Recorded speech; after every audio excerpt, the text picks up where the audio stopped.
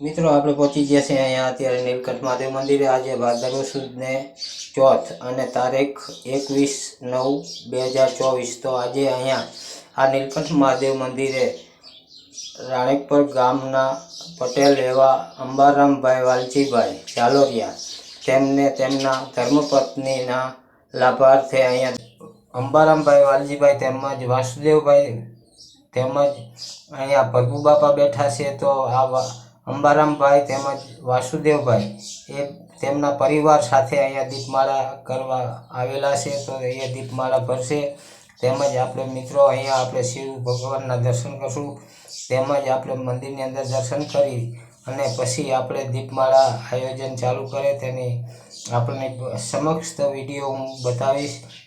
તો મિત્રો આવા દીપમાળાના દર્શન કરવા અવારનવાર અહીંયા પધારવા વિનમ્ર વિનંતી।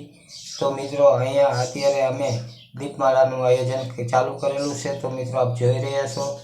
તો મિત્રો આપણે જોઈ રહ્યા છો કે અંબારામભાઈના પરિવારના તમામ સભ્યો અહીંયા અત્યારે તમામ પરિવાર સાથે અહીંયા દીપમાળા પ્રગટાવી રહ્યા છે। તો અત્યારે તમે જોઈ રહ્યા છો કે અહીંયા દીપમાળાનું કામ પણ ચાલુ થઈ ગયું છે। તો મિત્રો આપણે જોઈ રહ્યા છો કે અહીંયા બીલીપત્ર વનની અંદર તમામ અહીંયા વૃક્ષે દીવા કરીને દીપમાળા ભરી રહ્યા છે। તો આ દીવડાની દીપમાળા 1151 દીવડાથી હોય છે। તો મિત્રો અહીંયા તમે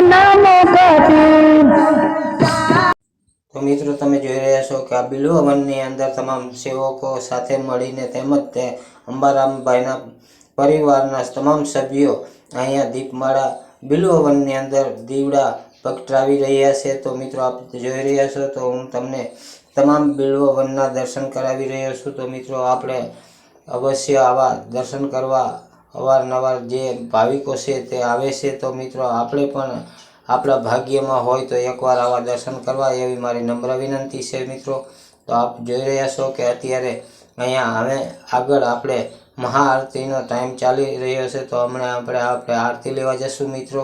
તો આપ જોઈ રહ્યા છો કે હવે હું તમને આગળ શિવ મંદિરની આરતીના દર્શન કરાવીશ।